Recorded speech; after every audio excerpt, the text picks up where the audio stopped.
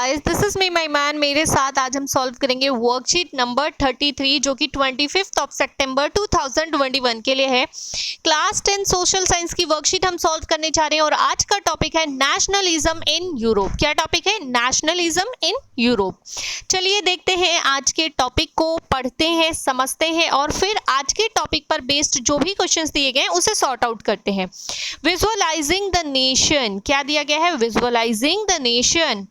Artists in the 18th and 19th centuries portrayed a country as if it were a person. Nations were portrayed as female figure. यहाँ पे बोला गया है कि 18-19 century में जो आर्टिस्ट थे यूरोप के, उन्होंने अपने नेशन को, अपनी कंट्री को फिगर आउट किया एक फीमेल फिगर में। ठीक है, कैसे? यानी कि उन्होंने अपने राष्ट्र को या अपने देश को एक स्त्री माना, ठीक है, माना और उसका चित्रण किया एक स्त्री रूप में। The female form that was chosen to personify the nation did not stand for any particular women in real life. और अगर सही देखा जाए तो वो जो उन्होंने चित्रण किया था या पर्सनिफाई किया था वो एक्चुअल में कोई रियल लेडी तो थी नहीं। जैसे कि बोलते हैं ना, हमारा देश हमारी माता है, तो देश जो है वो मतलब एक कंट्री है, कोई मतलब फीमेल फिगर नहीं है, पर इसको ऐसा पर्सनिफाई किया गया था, ऐसा माना गया था कि वो एक फीमेल फिगर है। एंड इस फीमेल फिगर ऐसी फीमेल फिगर जो रियल लाइफ में नहीं है।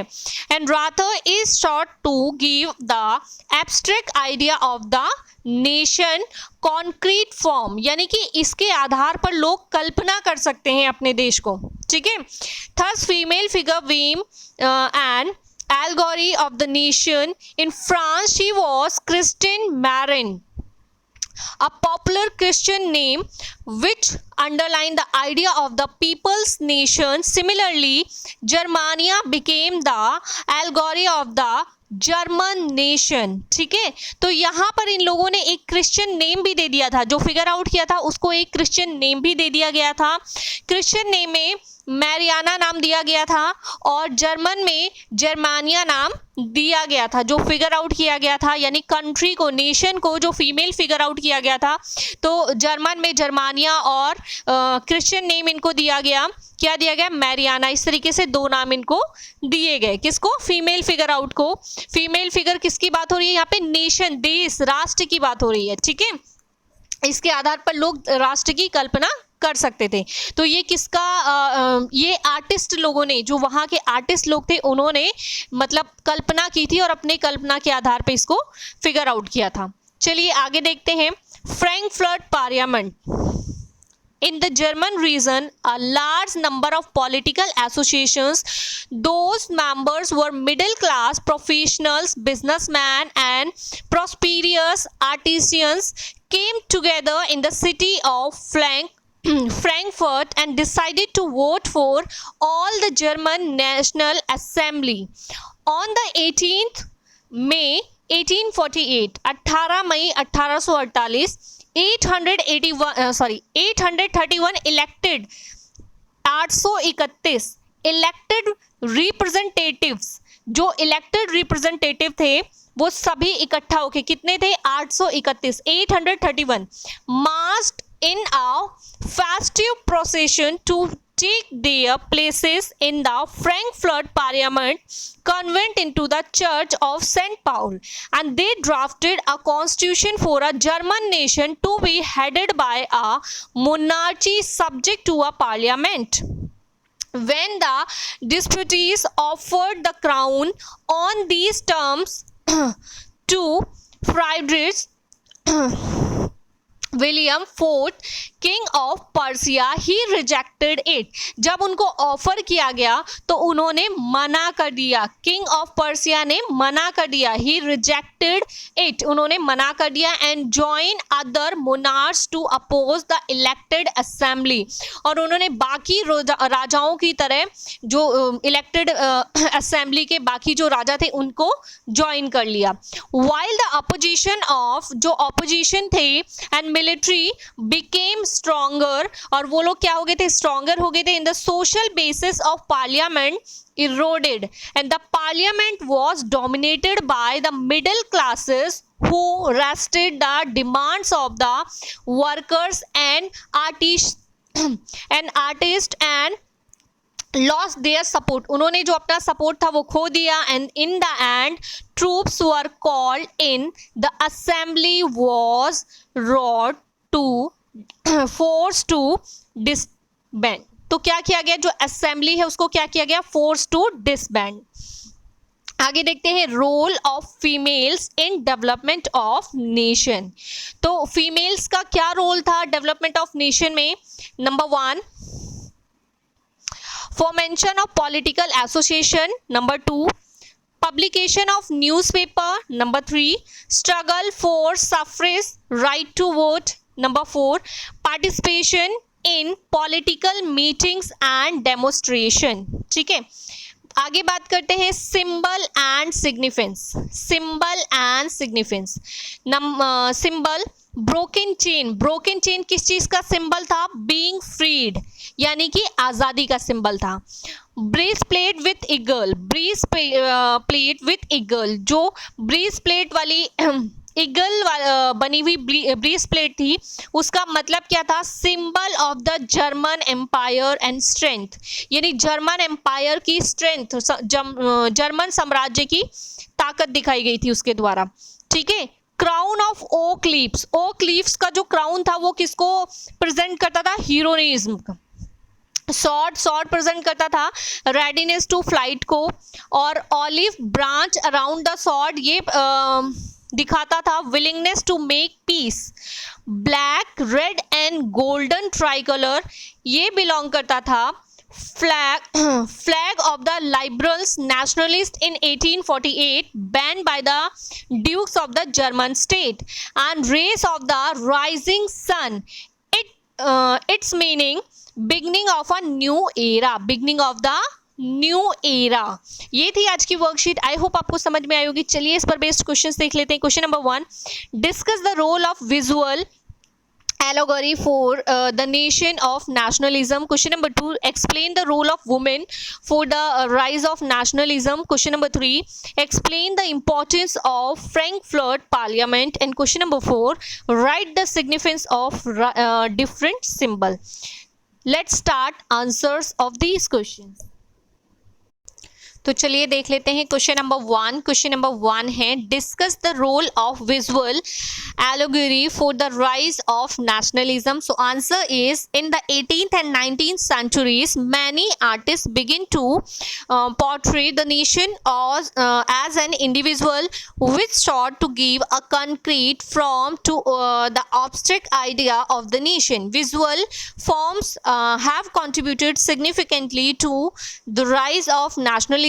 Number 1, the nation was displayed as a woman, as a result of which people were able to imagine the nation. That is, the figure of women became a metaphor for the nation. And point number 2 is, in France, the feminine form was given a particular Christian name, Mariana, and in Germany, Germiana, which help to underline the views of the people.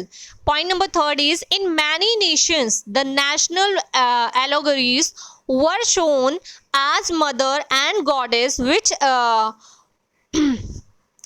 arouse the feeling of love and devotion among the people. इससे क्या हो गया था, बहुत easy हो गया था लोगों के लिए डिनोट करना किसी चीज़ को, क्योंकि फीमेल को लोग बहुत रिस्पेक्ट करते हैं एज अ मदर. तो एज अ नेशन फीमेल को माना गया था ताकि लोग एज अ मदर उनको रिस्पेक्ट करें. किसको, अपने नेशन को, अपने देश को. ठीक है, अपने राष्ट्र को. बात करते हैं क्वेश्चन नंबर 2 की. Question number 2 is, explain the role of women for the rise of nationalism. So answer is, the role of women for the rise of nationalism in Europe are as follows. Number 1, women had formed their own political associations. Women start publication of newspaper and taken part in political meeting and demonstrations. Number 2, women were struggled for suffrage, but they were deemed suffrage during the election of the assembly. And number third, यहाँ से third point शुरू हो रहा है जो by mistake ऐसे हो गया है. when the Frankfurt Parliament convened in the Church of St. Paul, women were admitted only as observer to stand in the visitor gallery. तो पॉइंट नंबर 1 यहाँ पर हो गया, ये 2 है और ये है हमारा पॉइंट नंबर 3. तो इस तरीके से 3 पॉइंट्स हो गए. बात करते हैं क्वेश्चन नंबर 3 की. क्वेश्चन नंबर 3 है explain the importance of Frankfurt Parliament. So answer is it was an all German national assembly formed by the middle class professionals, businessmen and prosperous artisans belonging to the different German religions. It was convened on 18th May 1848 in Church of St. Paul in the city of Frankfurt, and the assembly drafted a constitution of the German nation to be headed by a monarchy subject to a parliament. However, it faced oppositions from the military, and also as it was dominated by the middle classes, it lost its masses support base. In the end, it was forced to disband on 31st May 1849. And question number 4 is, question number 4, write the significance of different symbols. So answer is various significance were used in Europe to further strengthen the feeling of the nationalism, to explain the importance of the nation. Some examples which are as follows. यहाँ पे significance कर लेंगे, ठीक है, ये वाला significance हो जाएगा. So symbol and meaning. symbol दिया गया है, उसके सामने आपको meaning लिखी हुई है. symbol है broken chain. broken chain का meaning क्या था? being freed, यानी कि आज़ादी. second symbol है breastplate with eagle. breastplate with eagle. So answer is इसका meaning है symbol of the German empire strength. empire means होता है साम्राज्य और strength means होती है power या ताकत, ठीक है. तो symbol of German empire strength. crown of oak leaves. crown of oak leaves. oak leaves से बना हुआ मुकुट या crown. तो ये किसका सिंबल था? ये था हीरोनिज्म का. किसका था? हीरोनिज्म का. नेक्स्ट बात करते हैं नेक्स्ट पॉइंट की. शॉर्ट, ये सिंबल किसका था? ये इसका मीनिंग था readiness to flight. Olive branch around the sword, इसका मीनिंग था willingness to make peace. Willingness to make peace. Next है black red and gold tricolour. Black red and gold tricolour. So इसका meaning है flag of the liberal nationalist in 1848 banned by the dukes of the German state. Next है race of the rising sun. So answer is beginning of a new era. Beginning of a new era. ये है आज की worksheet. इसी के साथ हमने कर ली है कंप्लीट आज की वर्कशीट. आई होप आपको समझ में आई होगी, वीडियो पसंद आई होगी. वीडियो पसंद आई है तो वीडियो को लाइक शेयर और चैनल को सब्सक्राइब करना बिल्कुल ना भूलें. मैं हूं महिमा और आपसे लेती हूँ विदा. जल्द ही मिलूंगी आपको नई वीडियो में नेक्स्ट टॉपिक के साथ.